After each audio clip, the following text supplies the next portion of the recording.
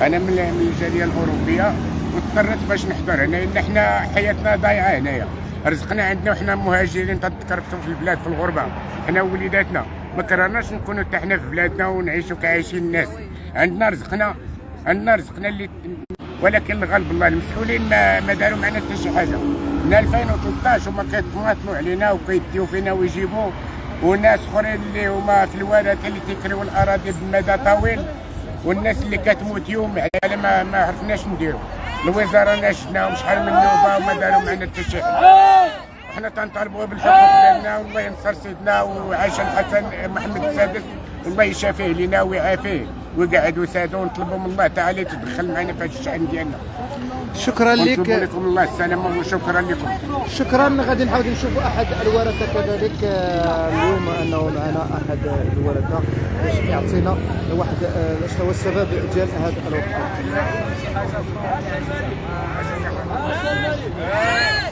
يعني معنا احد الورثه كذلك، يعني شنو هو السبب الانتفاضه اليوم ديالنا؟ السلام عليكم. انا فقط كنمثل بعض العائلات، انا لست بوارث، ولكن هما طلبوني باش نوقفهم. تساؤلات بسيطه غتكون في الصميم. منذ 1979 خرج جريده رسميه طلب بلوائح ديال ورثه سيدي احمد الزاويه منذ 1979. تبارك الله. يعني تصور الناس راه ولدوا وتزوجوا وماتوا، والناس كتسنى حقوقها كورثه الى متى؟ الى متى؟ الله يعطيكم الصحه. فما بالك بالملايير. انا كنقولها وكنأكدها، راه الملايير ديال الدراهم اللي كتضيع وكتستغل من ايادي خفيه، والناس كطالب حقوقها. كاين معوزين، كاين معوقين، كاين الناس اللي متشرده، والله الا كاين متسولين، والله العظيم الا ورثه اللي عندهم ديالهم اللي من حقهم باش يورثوها، وكاينين كيتسولوا في الدواور وكيتسولوا في الاسواق وفي المدن. فما بالك الظلم هذا كيتحسب ظلم، وهذا تظلم.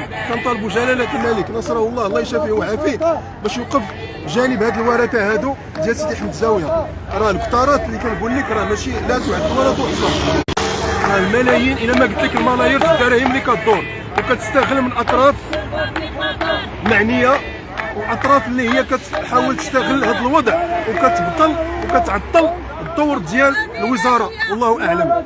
لذلك انا كنطالب من 1979 ما هو الدور ديال وزاره الاوقاف على الاراضي المحبسه. شنو هو الدور ديالها في هذه الاراضي المحبسه؟ اشنو كتعمل؟ هذا التسيب وهذا الاستغلال العشوائي اللي كتستغل به هذه الاراضي، والورثه كيتسناو. وخرج مقررات تصفيه دار الطلب ديالو، وتعلن في 2013 خرج مقررات تصفيه وتعلمت به المحافظه وتعلمت به نظاره الاحباس والوزاره براسها، ولحد الساعه باقي الاجراءات بحال ما كاين والو. يعني اشنو هذا الشيء؟ هناك ايادي خفيه كتستغل هذه الظروف والطمع والجشع ديال الناس، وكاين استغلال سماسره، وكاين بعض الورثه اللي يستغلوا الوضع وبداو تيكريو وتيبيعوا وتيفوتوا اراضي ماشي ليهم هما فقط، بل كاين ملايين ديال الكثارات، ملايين ديال الفلوس اللي كتضيع هكاك عباء منبته. الغريب في الامر هو انه بعد واحد الدردشه مع واحد الاخ تيقول بانه حتى الجاليه المغربيه داخله فيها. طبعا راه قلت لك ورثه ملي كنقول لك من 1979، يعني فما بالك ورثه سيدي احمد الزاويه منذ الازل كاين ورثه. راه نقدر ما نشملكش بالعدد باش ما نكذبش، ولكن راه كاين جاليه مغربيه في جميع، نقول لك فرنسا، كندا، ايطاليا، بزاف ديال الدول. الجاليه المغربيه هي ما سعتهاش الفرصه انه يهضر معكم واحد الاخ جا من الجاليه خصيصا باش يكون مؤازر ويوقف ويطالب بحقه بحاله بحال جميع ورثه سيدي احمد الزاويه. هذا كنطالب. ما هو الدور؟ فقط سؤال، ما هو دور الوزاره؟ اشنو عملت لنا هذه الوزاره؟ وشكون هما هاد الايادي عطلوا كتبطل المضمون ديال مقررات تصفيه باش الناس اللي محرومه تاخذ حقها؟ اشنو كيعملوا؟ يعني شكرا لك. غادي نشوفوا الناس ديال الجاليه المغربيه يعطينا واحد النبذه حول هذا الموضوع. شكرا لك. يعني هذا من الغيور ديالك، يعني هذاك السيد يعني الصراحه انا غادي نشوفوا شي امراه اللي غتعطينا حتى هي من الورثه باش تعطينا يعني المشاهدين الكرام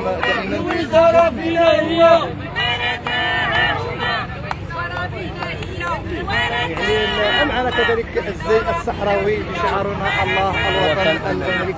يعني شنو هو السبب الوقفه اللي خلاك اليوم عبدون فيه فتح الشحمه وكيل ابناء محمد بن سيدي احمد الزاويه دالفين ضريح الزري بمراكش. حنا نهار 25 في شهر جوج كنتو معنا درنا وقفه، وقبل منها درنا وقفات، ولكن لان عندنا املاك ازيد من 6 صكوك عقاريه اللي تتعدى مساحتها 3000 هكتار.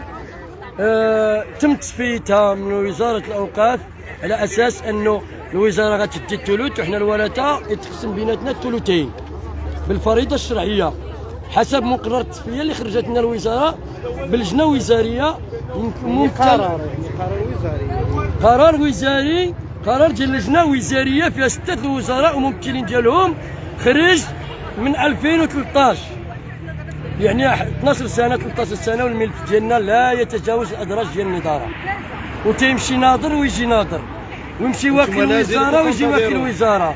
والغريب في الامر ان املاكنا تيتم النهب ديالها وتيكريوها المستثمرين الغوال في مراكش. سعد الشجعي، السنوسي، المهم الاسماء هادو مستثمرين، حنا نقولوا لهم مستعمرين كبار في مراكش، تينتهكوا اموالنا واراضينا بدون موجب الشرع. لان المفروض يخرج مقرر ما تباع اراضي، ما تكرى اراضي الا ما تهزت الدوله نصيبها وخلات لنا نصيبنا. انتم كتطلبوا الحق ديالكم. حنا نطلبوا حقوقنا. ولادنا تيحرقوا يموتوا في البحر، ولادنا تيموتوا بالجوع، لنا الورثه تيموتوا بالقهر وبالمرض. يعني انتم تعيشوا حتى عندنا املاك نعيشوا حتى نموتوا. جدودنا محفظين لنا املاك نعيشوا فيها حتى نموتوا حنا واولادنا وذريتنا، حتى نعيشوا الفقر المدقع. راه حنا وصلنا هذيك 15 واحد ولا 20 واحد، كل واحد فيهم راه واكل على 20 ديال الناس ولا 30. غتيمثلوا 400 عائله، 400 الورثه. حنا وصلنا ازيد من 500 وريث، 600 الفوق، حيت باقي تيديروا الورثه. تنطالبوا وتناشدوا سيدنا باش يدخل في هذا الملف. راه عندنا املاك كثيره تتم انتهاكها من طرف مستثمرين اللي هما مستعمرين بدون موجب الشرع. بينا حقوقنا، ما نطلبوا حتى شي حاجه اللي. وعندنا السك العقاري عدد 8721 المؤسس الملك المسمى القنتور، البالغه مساحته 632 هكتار في المحافظه ديال بن قرير، تيحفر فيه لو سي بي ازيد من 160 هكتار. لحد الان درهم ديال التعويض ما شادينو حنا كورثه. الا يعقل، حنا في دوله تحقق القانون. لو كانت الدوله تسالك مليون غتديك للحبس الا ما خلصتيه. انت تسلم ملاير، ناهيك على قصر المؤتمرات وعلى باب الخميس اللي هو ملك خاص وعلى امور اللي ما خفيه اعظم. حنا عاش الملك وتنطالبوا سيدنا يتدخل. رانا شدنا الوزير وكتبنا الوزير تاعنا ولا جواب ولا خطاب. والسلام عليكم.